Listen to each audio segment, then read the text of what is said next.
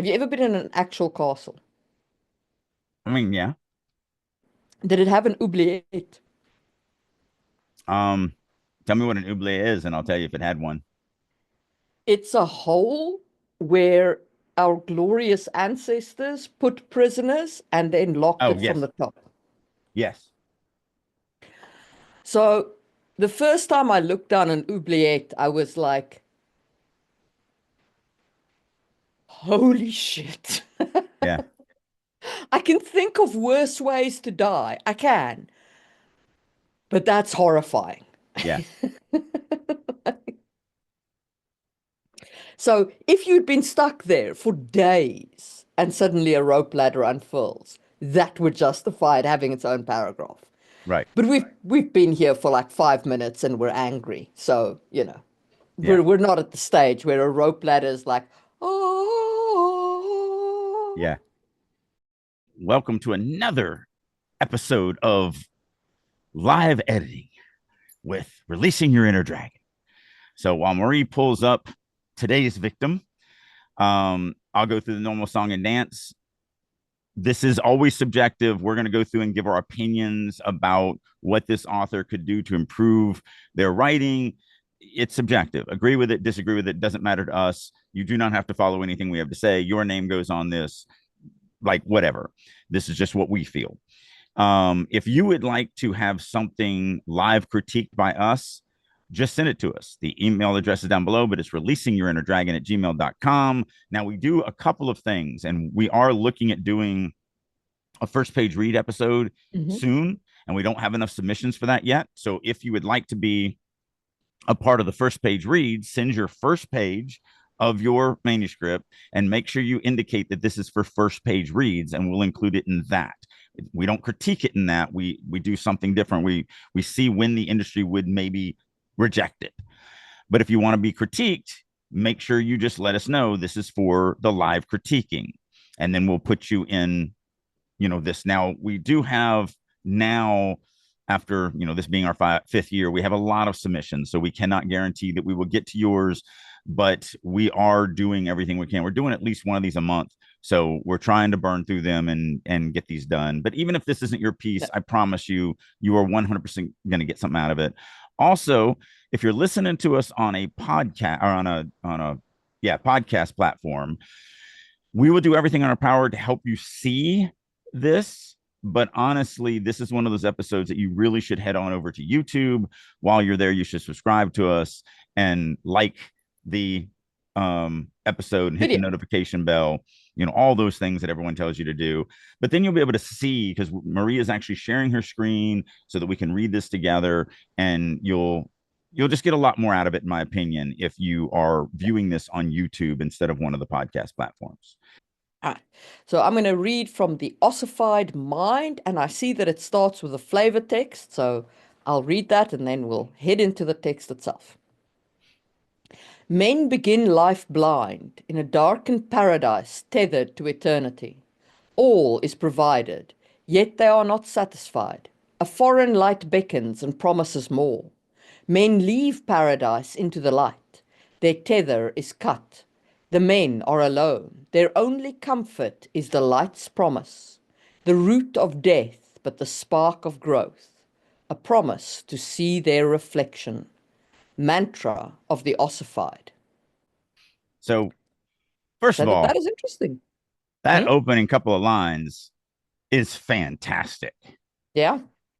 except for where it says they are not satisfied. Yeah, no, you pushed us out. we didn't go, oh, look, there's a door. Let's go out and see what's out there. We were like, no, we don't want to go out there. We're fine. We want to I stay would here. raise a counterpoint and say that your ass grows too big for your mama's belly. Yeah, but that's only because she's so nurturing. She's so giving. I'm just saying, I didn't volunteer for this. I've been But that is a happy really staying good, there. that is a really, really good opening line. Oh, it Well done. is. That is fantastic. I really Yeah. like that. That is a Yeah. that is a wonderful little flavor text. That sets, I mean, this does everything that I would like to see a flavor text do for me before I Mm. begin. It sets my mind. It gives me this this flavor that I feel like that the story is going to deliver. I've got a lot of expectations now for where we're going to be, and that could be scary, because this sets some really awesome expectations. So the story does then have to deliver upon those expectations. But this is fantastic. This is everything that I love to see in a flavor text. Yeah. And, this has got me already hooked and I'm ready to dive in. But again, the bar is now set higher. So it's easier to disappoint someone when you set the bar higher. Yep. So just be All aware right. of that. So I'll read the first few paragraphs and then we can talk about them. Yes, ma'am. Mathal, son of the hammer, you are lost in darkness, a strange voice announced from above. The words ended Mathal's induced dream. He felt a cold sweat as he rubbed his wrinkled brow. He drank too much strong water for his age, and this was the price. The last thing he remembered was casting lots with Bevino, the Kazumite. Now he was in complete darkness and silence. Bevino, this is ridiculous. I am your friend, Mathal rasped. Light a torch and we'll talk about paying the debt. Okay, so there's a couple of things I don't like, but there's a lot I actually do like. So, do you want to go first? Um, so one is situational, Mm, but the other is, what I normally preach. One of the things I always say is no feel or felt in prose, yeah. because it's just such a blatant tell, and we don't need it. Instead of he felt a cold sweat, we can just give us the cold sweat. A cold sweat. Um, Lingered on his fingers as he rubbed his right, wrinkled brow. exactly. Yeah, there's so many ways to do that. Mm, But the situational one is I've made the maybe mistake, maybe good thing of revisiting some of my childhood loves. And so I am rereading Elric of what I would call Melnibone, what the narrator of the audiobook calls Melnimene, which is really weird for me. But anyway, and I swear to God, I want to take the word now and remove it from the English language. I love this story as a child. I'm enjoying the story now, but like Michael wrote every single scene like now Elric sees the bad guy charge at him. Now the bad guy is swinging his sword. Now Elric is dodging that blow. Now Elric is attacking with his And own sword. sometimes, and Now sometimes to spice it up, he'll say, and then. and then actually he does a lot of and now he's standing in a room and I'm just like I can't stand the word now. Like it kills me. It's used every single paragraph. And the worst thing about it is you would have to change nothing other than delete the word Yeah. and nothing changes in the story. There is very occasionally an argument to be made for using these words as rhythm words or as emphasis words. So, for example, he shot, he pulled the trigger, then again, then again, then Right, again, the chamber ran dry. Like, absolutely, that is hitting like bullets. It's repeating the right. action over and over. There's a Or rhythm. even then again and again or Yeah, whatever. Yeah, that's a cadence thing. Those are yeah. beautiful. The But for the most part, they're being used as time stage direction. And you don't need it because we know he's now in complete darkness and silence because we're here now. Right. So just Exactly. give us the darkness and the Yeah. silence. You don't have to say then because I'm going to read that sentence next. So it's Yeah, happening next in my movie brain or my brain movie. yeah, So you don't have to tell me it's going to happen then because I'm not going to read your story out of order. I'm not going to skip around and read this sentence down here and then come yeah, up here to this one and go, oh, wait, what was the order? Oh, wait, good. He said then. So this happens obviously yeah. after. No, you don't need that. But in that same, so that's situational now actually hits me harder than it ever has before because Michael Moorcock has taken a now bat and bludgeoned me with it for the last week, just brutally. My my biggest one, the one that I truly hate, is began or started. Yeah, I those want are to just I just want to just take the author and be like, I'm gonna stab you. Like, stop. Stop. again, every just like we talked about a second ago, I will use a began or a started, but I'll only use it if the action is being interrupted and I want to show the start of it. So like Drake started to turn, but Marie grabbed his arm. Yeah, So I want the reader to see me do a motion, but not finish the motion. And yeah. so I do like, a began or a whatever. But in that same sentence, 13, after the now, we have the was. And wases are always red flags that you are telling. Mm, And so this is the same thing as the felt. He felt. We don't need to say he felt. We can just feel the cold sweat, as Marie rewrote. yeah. The same thing here. We don't need to know he was in complete darkness. We could write something like, um, So it's you very know, simple here. You can actually say complete darkness and silence oppressed him. yeah, What or was he surrounded doing him, here? or um, he found himself immersed in darkness and silence, or whatever. I mean, there's a million ways to write it. We Ooh, don't need the uh, was. I will stab you for that found. I hate found as well. No, I don't There's mind a too many found. finds. I hate finds. Everybody finds themselves everywhere. Like they have no idea how they got here. Now this guy actually doesn't, so maybe it's the right word here. But Yeah. I'm not as, but yeah, and that's the thing. That's the funny thing is every writer is sensitive to different words for different reasons. yeah. And me and Marie, if we have any differences, it's there are some words that she's like, ah, and I'm like, eh. And there are other things that I'm like, ah, and she's like, eh. So, and that's fine. There's nothing wrong with Yeah. that. But yeah, I don't mind the found, like, especially in this, But like you said, he is waking up to where he doesn't know. I'm not as sensitive to yeah, the word found there. Not that it is the best word ever. So yeah. we're just But saying what that there's about I 30,000 different ways you could rewrite this sentence and not have a telly was in it. That's yeah. all we're saying. Now what I do like about this, yeah, these three paragraphs that we've read so far, is that there is a chunk of um even for darkness, there's a chunk of scene setting. Yeah. We don't know how we got here. We know something about the character. He's a bit of a drunkard. He's older, and he doesn't remember why he's here. Now we don't know how he feels about this, so I would like a little more interiority, Right. right? I would like a little bit more interiority, but so far, so good. Like I'm in on the story. I have two other little edits. Mm, Um, I didn't appreciate the echo of darkness on 9 and darkness on 13. They were just a little too close for me. And yeah. either one of those could be changed. Like instead of complete darkness, it could be inky blackness. Like there's all sorts of different ways that we could do on both those. Yeah. 13, complete darkness.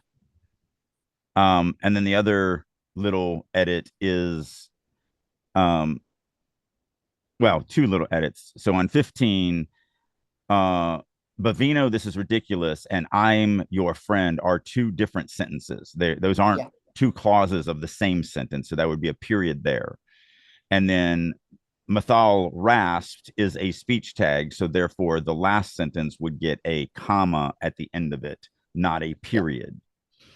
So really, you don't have to buy a new comma or buy a new period. I know we're all on Here's budgets. You just flip them. Yeah. Just flip Just them. switch them around and you're Yep. good. And you don't have to buy anything in today's economy. Okay, so continuing onward. His lies echoed back in the silence. It was a relief from the lack of sensing. To Mathal, dullness represented the death of youth. A life of tranquility was reserved for men who lacked vigor. Mathal could afford the debt tenfold, but that wasn't the point. He could overpower that worm while his thugs stand idly by. I think that should be should. Um, Sorry, that pulled me out of my reading. They Yeah, wouldn't should. dream They wouldn't dare harm a man of prominence. Sure, Bevino was rich from his scum pits, but he was still a worm. A worm above the dirt deserves to be stepped on. Get me out of here and we'll talk, Mathal shouted. You have spent 5 decades in malicious ignorance, a strange voice echoed. You have lived a life of debauchery and beasthood. You enslaved your morals and sold them for an Icarzan's wage. Pleasure has entombed you in hypocrisy. That voice was not Bavino. Okay, All right. You want to start this time? sure. So I am enjoying this. I thought that the paragraph 18 to 22 was a little bit overwrought. It got a little long in the tooth for me in its I talliness. felt the exact same way. I feel that this Yeah, is too info dumpy and it's yeah, information that I don't need right now. Um, yes. so the problem is, and this is where it comes to where one of my Drakeisms, the head book versus the paper book. Mm, This paragraph means a lot to the writer, yes. but I don't know enough of this world, this character, this situation, this stuff for this to mean anything to me. Yeah. So the writer writes this thinking, yeah, but I'm giving you this so that you'll have it later. What they don't realize is I won't remember it later. Since it doesn't impact me, it rolls off my back like water off a duck's back. And so I don't remember it. And so by the time I actually do learn whatever I need to know to make this information impactful, I won't, it won't, because it won't be in my memory anymore. Mm, So it's just information that is in the wrong location. yeah. And it But I gets a, will say that the voices, the paragraph line 26 to 28 mhm. got me back into like, oh, I'm interested. Yeah.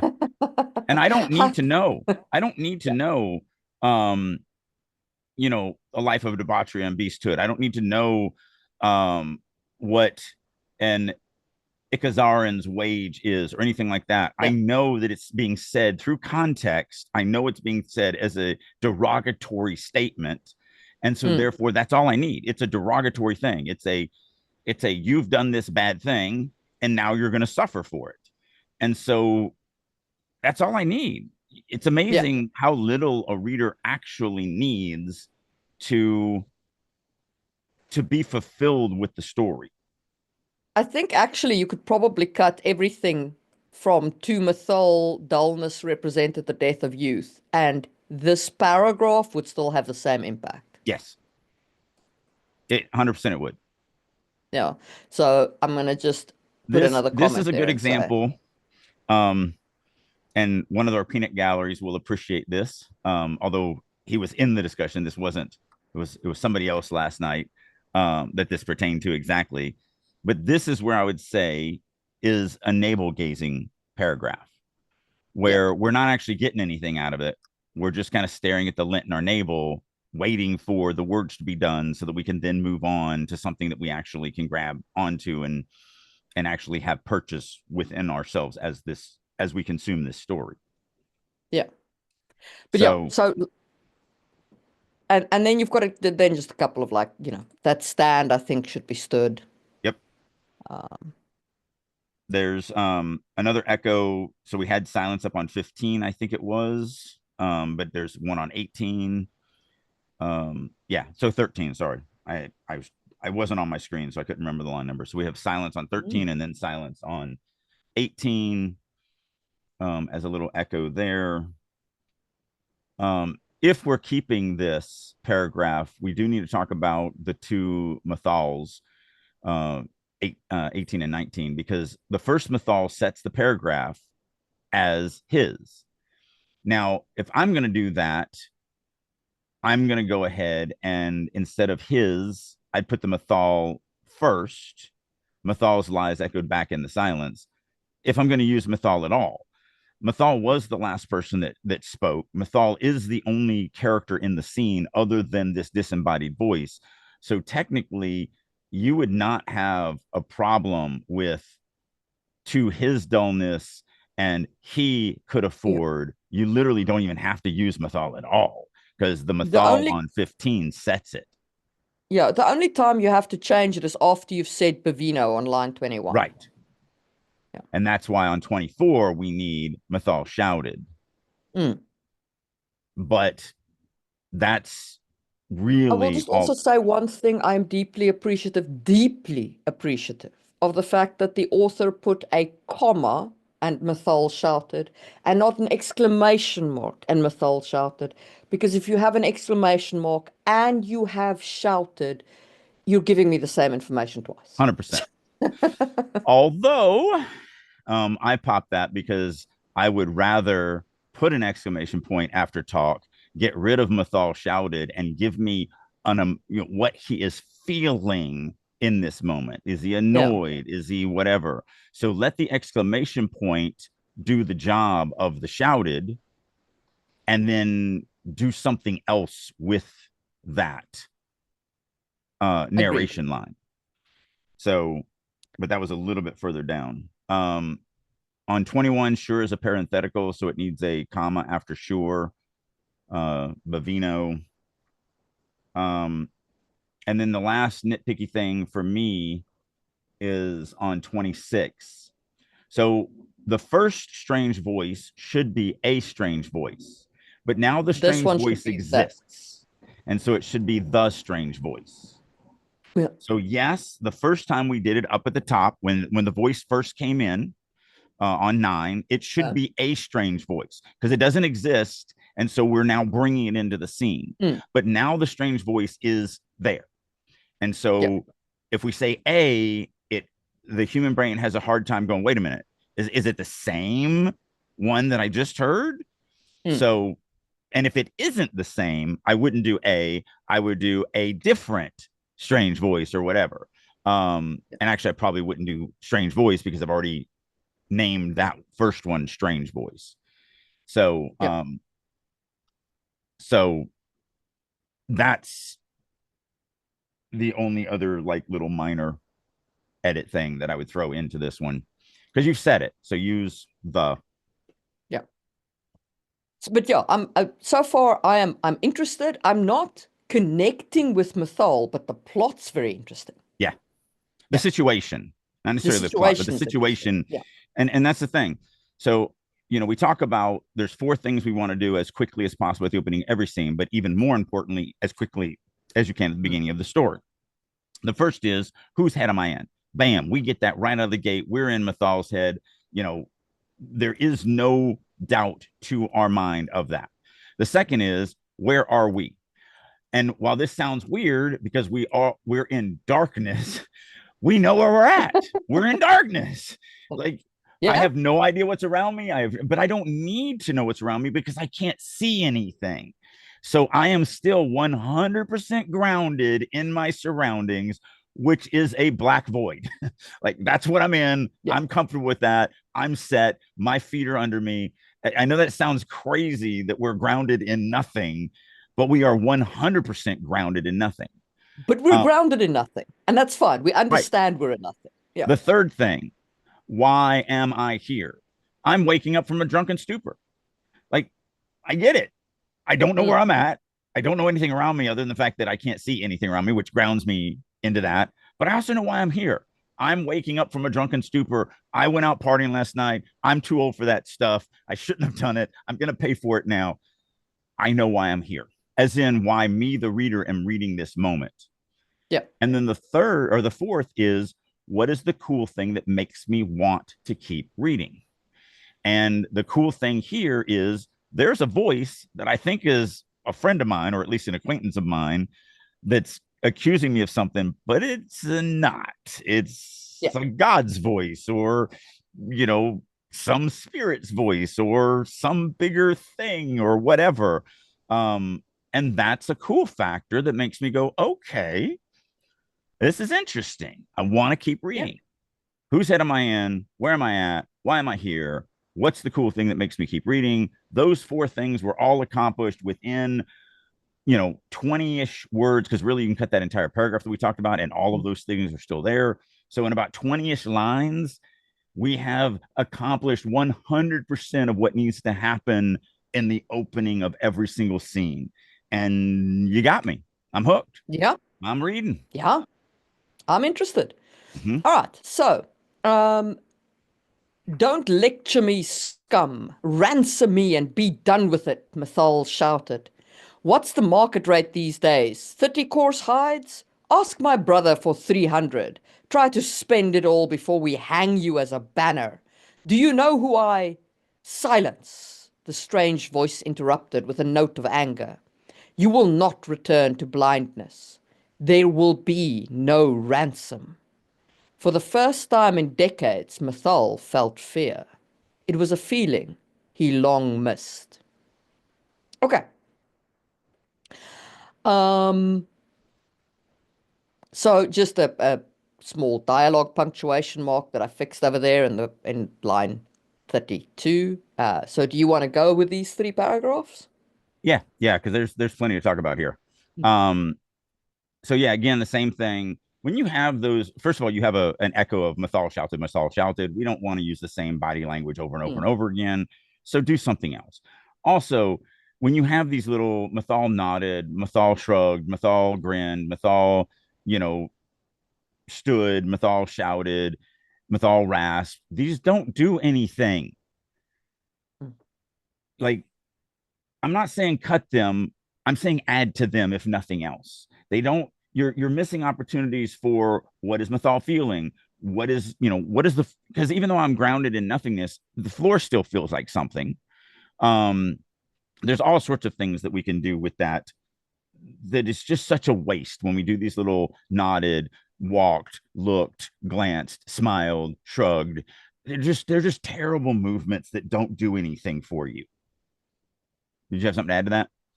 Yeah, I was about to say like two things. One, you can build extra scene here with like having him interact with the scene, which is what you're talking about, like feeling the ground underneath him. Or you can give us deeper interiority into Mm-hmm. the character. Like he knows the voice is not Bavina. So who is he shout? Who does he think it is? Does he think it might be an enemy? Does he, give us some of his internals here is also a good way to replace the shouted. Yeah. And then I've got two more things. One is just a simple thing that we've already kind of discussed. But 39, we have the word felt again. So one of the Yes. worst tells, there's the reason why I have the rule of never use that word in narration. You can use it in dialogue, but never in narration, unless they are physically feeling something like he felt across the ground. Yeah. That's different. But like this, for the first time in decades, fear clawed at Mathal's throat. Like it's so Yeah. much more visceral. It's so much more showy. It just the felt fear is so blasé and blah and just not good. However, I do want to talk about something deeper. I didn't appreciate the shift in Mathal. We're painting a guy who has a hangover, who is so dazed that he doesn't really know that the voice that he's hearing is not his associates, whatever. And all of a sudden, he's got all this vigor and all this anger and all this, like, don't lecture me, scum. That was too abrupt, in my opinion. I felt Mm. like that's not the character that I have now painted in my mind. He doesn't just instantly jump up with this kind of bravado and this kind of strength and this kind of whatever. And the funny thing is you could do this without even changing a single word. And you do have the period there instead of the exclamation mark. Maybe I do something like, don't lecture me, scum. Ransom me and be done with it. Even as the words left Mathal's lips, or even though the words left Mathal's lips in something just above a whisper, his head throbbed with the loudness of it. He groaned and rolled over. What's the market rate these days? 30 course hides. Um, um, he tried to clear he tried to get some saliva in his dry mouth. Asked my brother for 300. Like you could say the exact same words, but do Yeah. it in a way that now matches the image of the character that you forced me to paint. A guy that's in pain, that's groggy, that's, hungover, that's struggling with just the physical side of life. But again, that's why the Mythal shouted does nothing. Yeah. And it's not even the words that he says. It's that because we don't have any of that, it now makes me feel like he's a completely different character. Yeah, he's too intense because you're not giving us enough interiority. So more Yeah. interiority in that moment, more how he's shouting, how he's feeling, how he's going through it. Yeah, and we've all seen this scene. The Yeah, guy that is a prisoner of the bad guys, and the bad guys are beating the crap out of him, and he still says like, what do you got to say for yourself? And he's like, is that the best you can do? Because I've seen so much worse. Like, yeah, but he's still beaten and bleeding and in pain, and like he's struggling to say his little insult to him. So yeah, that's a tonal shift that just rubbed me out of the story, because now I'm not seeing what I thought I was seeing. Now right. everything has changed. And so, Yeah. you know, you just want to make It sure was, that go yeah, ahead. you want to make your transition smooth, Yeah. effective. I will say I did appreciate this little line here. It was a feeling he long missed. I Yeah. thought that was a very nice little like juxtaposition. Yeah. And And even though that's a tell, I think it is stronger if you cut everything over here that we said you should cut. yeah. Because here you try and like paint the way of like how he's, addicted to adrenaline. But if you cut all of that, this line gives us the same information, but it gives it to us with punch. And even though it's a tell, if it was followed by something very visceral, it's Mm. not about never telling. It's about telling when it actually has impact. And this is one of those lines that I feel would have impact as a tell, especially if it followed something more visceral than felt fear. I also feel like it is one of those telling lines that isn't just telling, it's also reflecting. Yes. It's it's reflecting on the character's state of being. And that I feel has impact. So I like that line. That was a great line. Mm-hmm. All right. Are you And a yes, Kapite? for Hmm? those keeping score at home, yes, we both just complimented a telly line. When it works, it works. Exactly. Are you a Kapite? Show yourself, coward, Mathal barked. Kill me, and there will be retribution. Your streets will be stained red. Do you hear me, Kapite? I belong to no clan or false god. I am Kalamos, a lopsided fool. A beam of light appeared from above and pierced Mathal's eyes. Despite the pain, he refused to blink. This was the practice of his clan. His pupils tightened upon the grim reality. He was trapped inside a hollow pyramid. Fired brick cascaded upward from the height to the height of 4 men. At the precipice was an open hole, yet there was no way to reach it. Since the day you were born, I have worn a veil over your eyes, Kalamos echoed. I offer to destroy the veil. I offer to show you the truth. A rope ladder unfurled from the opening. You may refuse my offer and stay in darkness. Sustenance will be provided for you. Okay, so I just want to pause here because I want to say a few things. Um, he does not echo. He's not echoing anything here. This should be said. If you're going to stick with just a tag, if it's neutral, if the purpose is to indicate neutrality, this should just be said. Echo paints the wrong picture. The second one is this would all work better as one paragraph. And I don't say that often, but like this, like that, would Mm-hmm. make it all flow as one thing that Colamos is doing and saying, Right. in Yeah. my The opinion. rope. So the rules of paragraph structure are: a paragraph should be one entity's one moment of time. and it should be for the most part.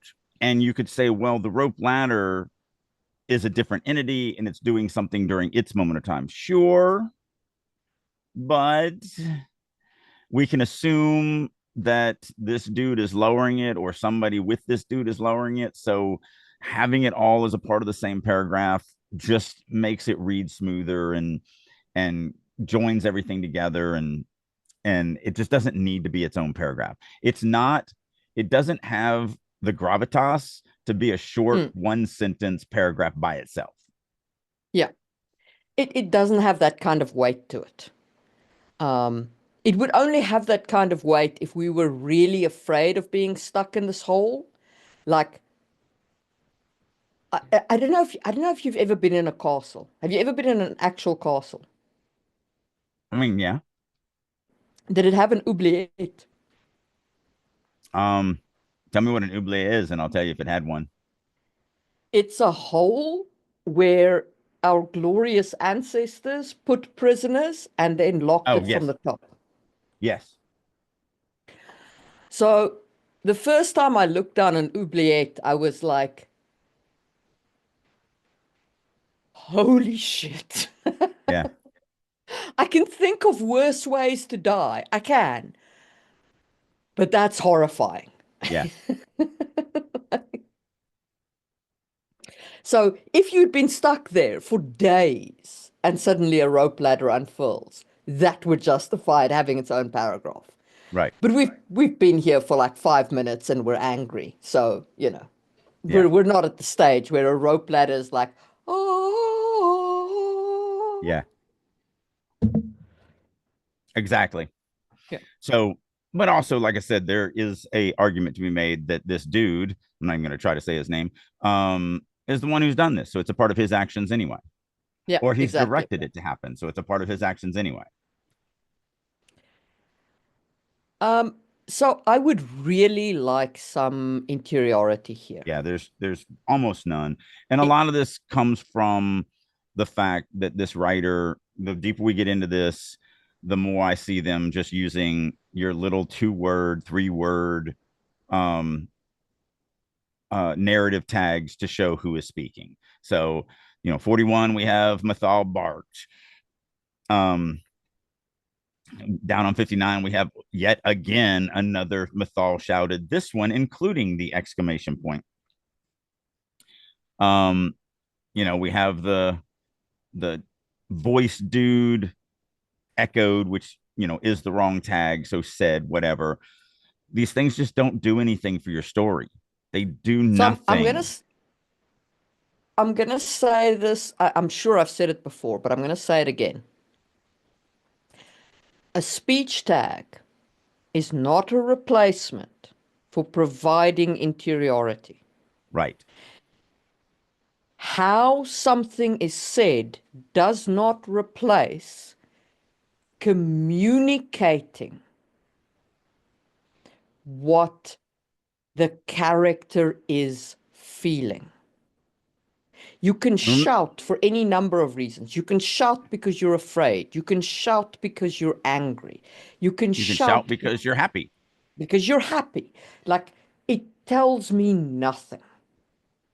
Barking, what does that mean? Barking like a dog? Barking like a sergeant? Barking, you know, it's these things don't do what you think they do.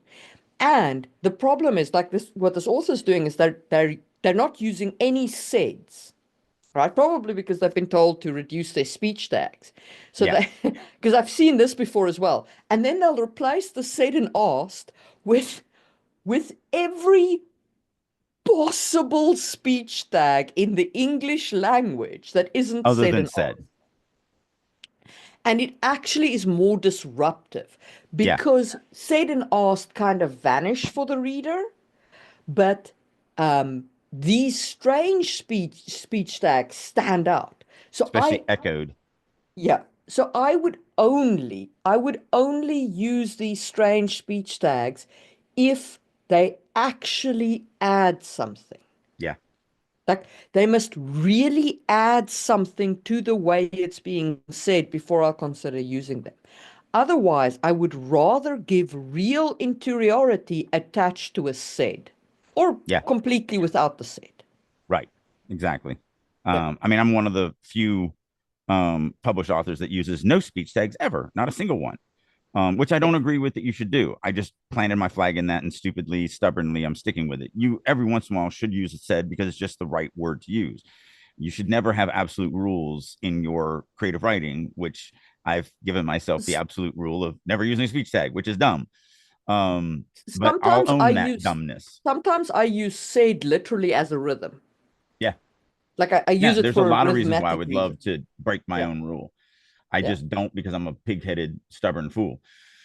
Um, so, and it's not just, I want to go into this a little bit more. It's not just my speech tag. So, yes, instead of saying Mathal barked, we could do interiority there, and say instead of saying Mathal shouted, we could do interiority there. But it is so much more than that, because also I would like to know how I feel about the other guy saying what he said. um we can't head hop, we're not in the other guy's head, so we can't give interiority from them. Sort of, we can, it just has to be body language. Hmm. It has to be body language that gives us the understanding of what they're feeling on the inside, because we can only write what they do and what they say as hints on what's going on. But I mean, if we go through here, um are you a cupite? Okay, but how do I feel about the fact that he might be a cupite? Am I repulsed? Am I happy? Am I amused? Am I disgusted? Like, show yourself coward. Okay, how do I feel about the fact that I feel this guy is a coward and they're not showing themselves? Kill me and there will be retribution. Great. How does that make me feel? Like, am I lying? Am I like, please don't kill me, I'm just going to act like this? Or am I truly like, I don't care if I die because you'll suffer 10 times more? And I'm not saying Hmm. do every single one of these. I'm just going through this Yeah. to show you, Just, because everyone's like, well, I don't understand interiority. Your streets will be stained in red. Do you hear me, Cupite? Great. But what am I feeling when I'm saying that? Um, yeah. I belong to no clan or false god. Okay, how does that make me feel? I am so and so, a lopsided fool. And that's a weird turn of phrase. So, what does that turn of phrase make me feel? The beam of light pierces my eyes. How does that make me feel? I actually refuse to blink because I feel this way about that. Yeah. This is a practice of his clan because I have this type of love or hate or feeling for my clan. My pupil titan. Okay, that's some This interiority as far as a whole physical thing. yeah, this whole paragraph needs interiority. Yeah. It's a great place to put a lot of interiority. My point is I can go through almost every single sentence that's written on this Mm. page, and Okay. every single sentence has the opportunity Yeah. to give the reader interiority. Now you So don't want to overwhelm the reader. You don't want to actually put a line of no, interiority on each on each sentence. no, But pick one and add some more interiority here. or a few. Or a few. Yeah. At least one, but a few would I be. just wanted to go through that because we say this all the time. This needs Mm. interiority, and they're like, I just don't see how. And it's like every sentence. That's how. Every sentence is an opportunity for it. It's there. It's all there. This this was the practice of his clan, and he would not fail his honor. You Right. know? So there was a question in the peanut gallery, and if you want to, join the peanut gallery, you can sign up for the writers' room free area and be part of our recordings. But there was a question in the peanut gallery that says, give an example of an unusual speech tag used well. So a good example would be the emperor rose to his feet and approached the gallery. He declaimed the words, or my people, he declaimed, lend me your ears. So declaimed works in this context because it is literally explaining how he says this in a very short, succinct way. He is speaking as an orator, and it creates the sense of him declaiming, of him orating, of him pushing his voice out big. So that would be an example of a weird speech tag used well. And I'm glad you took that because I don't use speech tags, so I don't have a good example. Yeah. So they can add value. Weird speech tags can add value, but they should be used sparingly and they should be used where it really works. Either they are correct for the thing that is doing, and they describe how it's said in a very short, succinct way, or they are um, they are incorrect, and in their juxtaposition, they create a different feeling. So that's normally my rule about weird speech tags. All right. Yeah.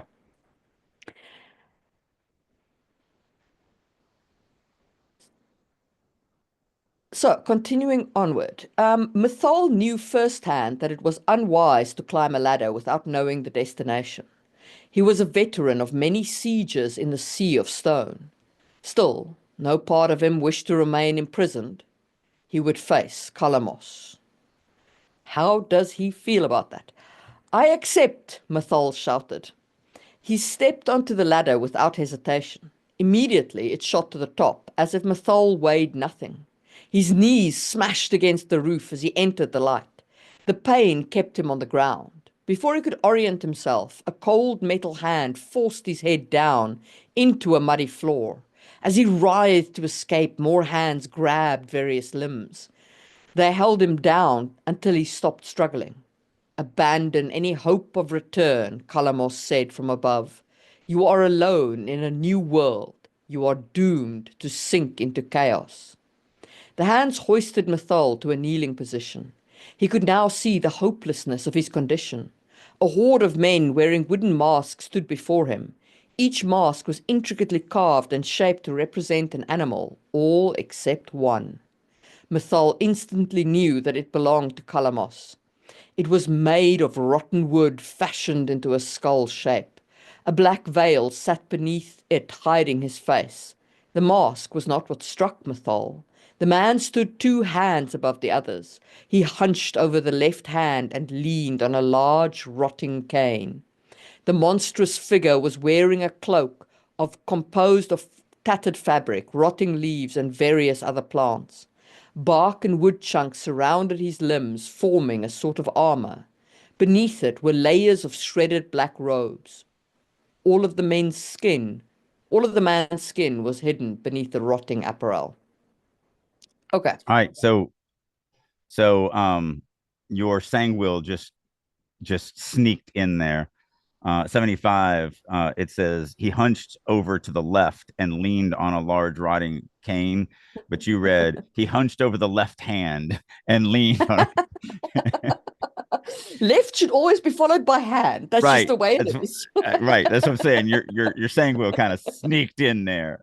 So for those that haven't read her Sangwill Chronicles, she has a left hand god and a right hand god, and so that's where the left hand came from because pretty much when she reads the word left, it's got to be followed by the word hand. It goes with hand. That's right. All right. So I've got a ton of problems with the paragraph from 61 to 65. Yeah. Um, it threw me out constantly with things that I can't paint in my head. Mm, So, like, first of all, a lot of ly adverbs. There's three reasons why I talk about you should never use ly adverbs in these three instances. Not that you should never use ly adverbs, but there are three ways that they are just dumb to use. This one on 61, immediately it shot to the top. There's no difference in that in my movie brain or my brain movie than if it just said it shot to the top. They're both happening immediately. So the immediately does nothing. So one of the ways that I talk about not using ly adverbs is when they don't add anything to the story. But then I was immediately thrown out with his knees smashed against the roof. Like, I don't know how to paint that. There's a hole that the ladder came through. He's being sucked through the hole, but somehow his knees land on the roof. I don't know what I don't, I'm lost. mm. Um, and then, but that pain, even though he's hitting the roof, that pain keeps him on the ground. I'm just completely disconnected with this what I'm trying So to do. I think what the author is doing is he's going through the hole, and then he says it's this. Then he describes it as the like he's being, he's smashed against the roof as he's stuck through the hole, and then he's dumped on the ground somehow. But there's not enough painting of the scene here. It's or too lightly or is sketched. or is he saying, which is where I was trying to go Yeah. with, is that his knees smashed on the roof of the hole he was in, which Mm. means the floor of where they're standing on. um Yeah. but that's still, it's very, very disconnected for me to actually kind of Yeah. Yeah, I'm with you. I was kind like, of what is paint going that on here? picture. um and then the next thing that threw me completely out was line 64. As he writhed to escape, more hands grabbed various limbs. And that makes you I go, wait, was like, does he have like 8 what? legs and 5 arms? Like what does Matha look like now? Like if he has various limbs. um and we also have an echo because we use various again down on 76, which I'll talk about. So we do have a various echo in there. um but yeah, various limbs threw me out. Like, how about they grab his limbs? um because they're just his limbs. Yeah. They're So various was weird to me. um and again, yes, we could add interiority there. How does this make me feel? um so that paragraph was rough for me. I was, I also didn't like before he could orient himself.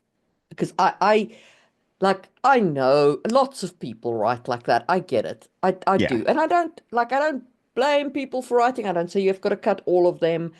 But I hate that kind of writing where it's like I'm he was busy orientating himself, but before he could finish, blah happened. Like it feels so right. bleh. And I agree with that. It is a blah line. It just doesn't, I'm not as sensitive to it. What I am sensitive to is the same thing you're talking about, but to me more egregious, which is down on 70. He could now see the hopelessness of his condition. That I'm going to tell you, yeah, it's got the now in there. I'm going to tell you that he can see the hopelessness of the situation, and then I'm going to show you the hopelessness of the situation. So you're Yes. telling and then showing the And then exact showing. same thing. So if you were to cut this line, just for the audience at home, if we cut this line and read this again, notice that you lose nothing. The hands hoisted Mathal to a kneeling position. A horde of men wearing wooden masks stood before him. Each mask was intricately carved and shaped to represent an animal, all except one. Like, we already understand that this is a hopeless situation for him. There's no way out. He's pinned to the ground, and now there's these weird masked people that are holding him down. That he could now see the hopelessness of his condition is just a crappy tell that doesn't add anything to the story, since you then literally moved into showing me what that Yeah. means. And the same pattern repeats with the mask was not what struck Mattel. Like, don't tell me what didn't. Like the mask was overshadowed by the fact that the man was 2 feet higher than the others. Yeah, This is just, it's just filtering. It's just, yeah. agreed.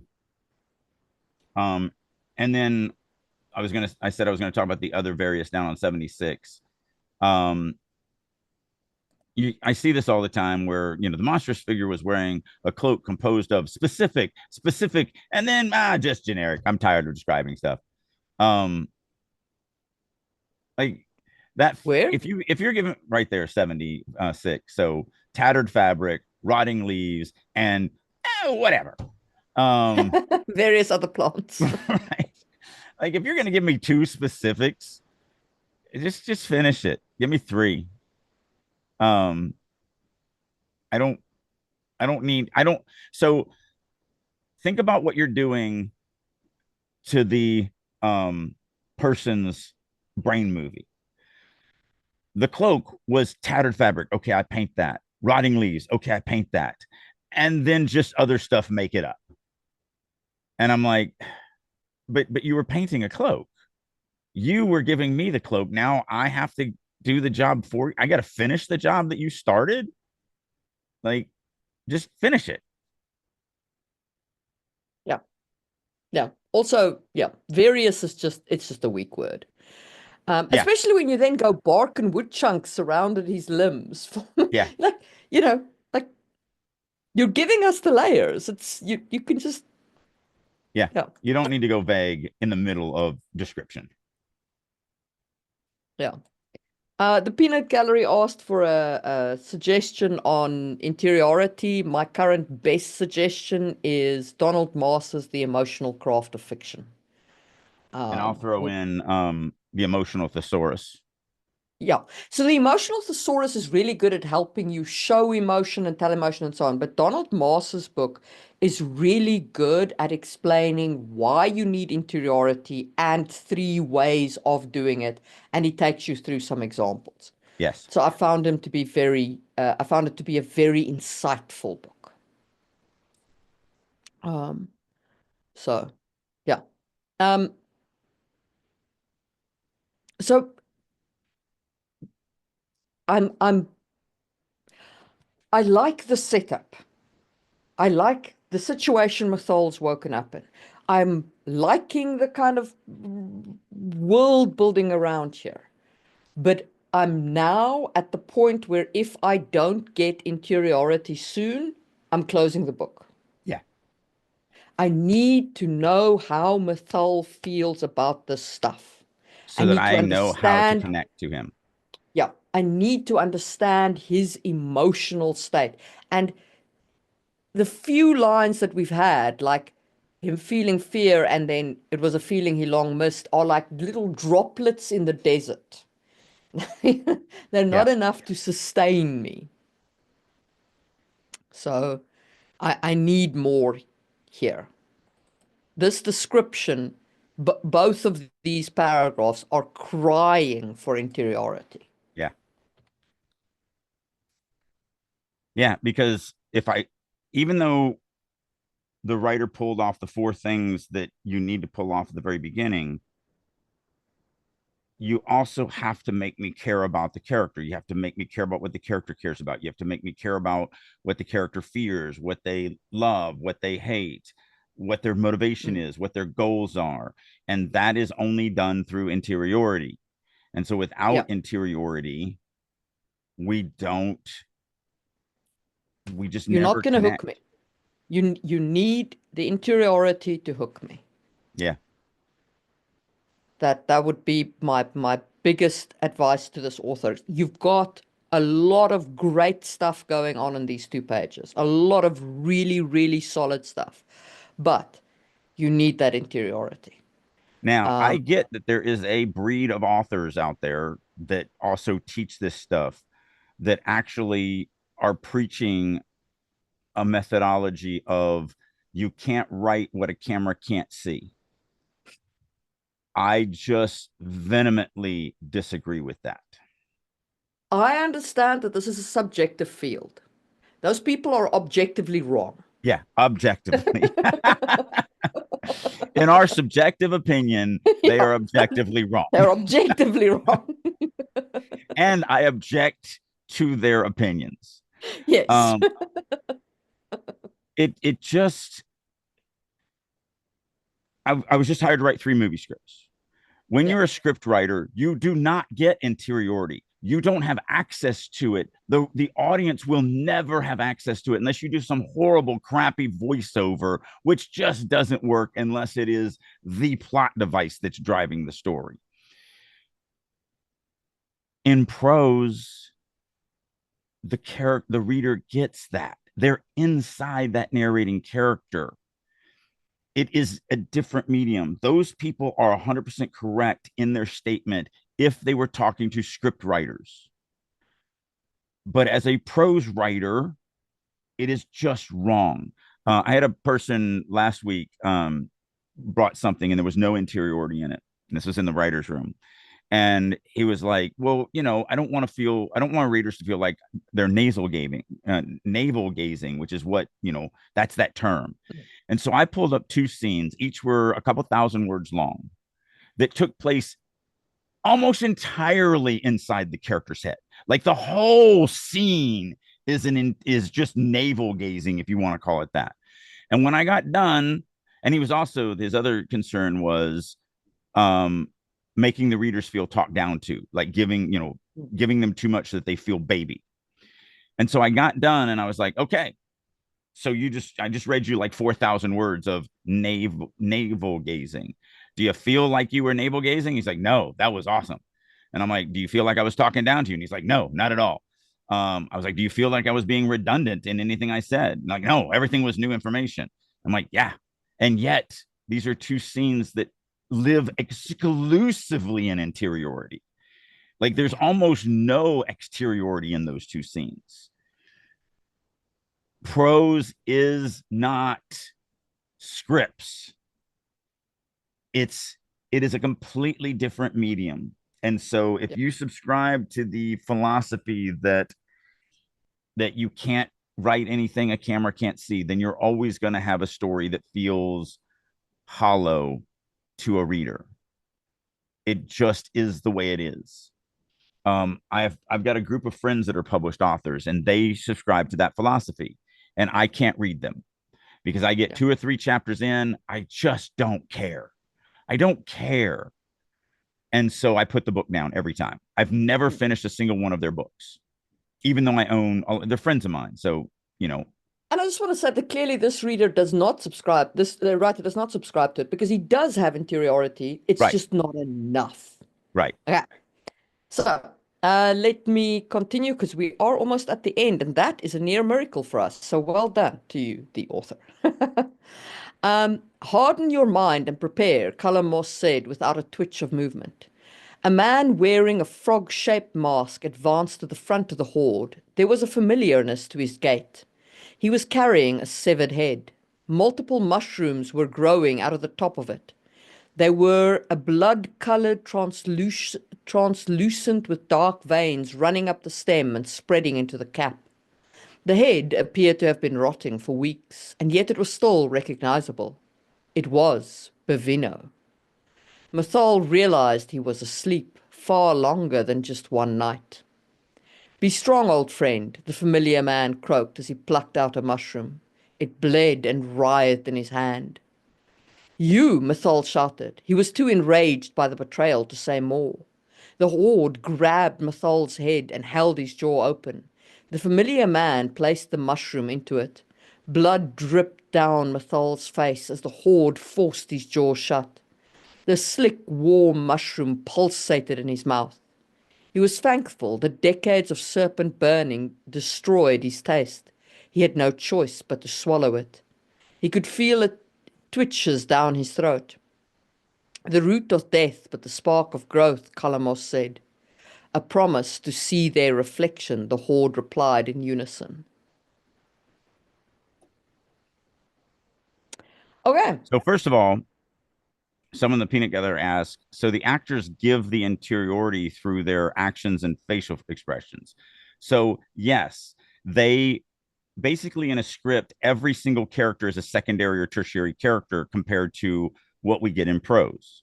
Yeah. In prose, we are in the head when we're writing in limited, so third person limited, free discourse, or first person. We are in the head of the narrating character. So therefore, we get access to their interiority. We are not in the head of any other character in the entire novel, which means we only get to know what they're thinking and what they're feeling based off of their actions and their words. And people can lie with their actions and they can lie with their words. So we never really know if it's the truth. But in film, that is all you get. You get everyone's actions and words and nothing else. With some very few exceptions, like the one Dune movie where they did interior thoughts, the But like I said, Murderbot if you have a Diary. plot device, Yeah. if you have a plot device where the interiority drives the story like that, then 100%, and it's great. Yeah. That's why I think with the new Dune movies, I think they made a mistake in not doing the interiority because I think that it weakened. They were okay. They were fine movies. I didn't have a problem with them, but I think they could have been enhanced by adding the interiority. I think it was a good plot device that they used in all of the other renditions of it. The Murderbot Diary, which is coming on Apple TV that I'm looking forward to, seems to use the Murderbots direct interior thoughts, which is great Mhm. as well. So we'll see how that goes. But yeah, But for the most part, it has to be a plot device that works. yeah. Man of War with Nicolas Cage, the voiceover in that is one of the worst examples of trying to use a voiceover to help drive the story. It was awfully done, just garbage. Mm. Um, but in a prose, when you're in limited, you are in that narrator, so you can get that. So I've got a lot of examples, but this is the most telly that this story has gotten Mhm. for me. Yes. Lots of was carrying, were growing, um, appeared to be realized. There's another feel in here. Um, he realized he was asleep. Like it just became almost every line of this was tell. And this line to me was so egregious because I was like, no, no, I've just made the realization myself. Yeah, You don't need to tell me. yeah, yeah. So this is probably the weakest piece of the Yeah. writing that we've read in this, as far as from just a strength of prose area. This became very, very telly, very, very It was non-immersive. it felt a bit like the author had rushed. Yeah, In and again, yeah, no interiority. yeah, no Like, interiority. oh my goodness, what am I feeling as I'm having this bloody mushroom that was just plucked from my friend's dead, rotting head and shoved into my mouth? Like, talk about ripe for interiority. Also, I don't like the fact that Mathol knows who this is, so I Yes. should as well. Yeah, that's another problem that I have on 91. And that would be done through interiority. So here's what we're talking about. On 91, the author has you, Mathel shouted. He was too enraged by the betrayal to say more. Okay. I don't know what the betrayal is. I'm not enraged. I don't know. I have no concept of what this means. Therefore, I can feel nothing. Hmm. The author knows who betrayed him. The author is feeling something at this moment. But good for the author. I'm glad you're enjoying the story because I have no context. So therefore, I feel nothing. Yeah. And this is So one of those head book paper books. In the author's head yeah. book, it means something. On paper, it doesn't mean jack.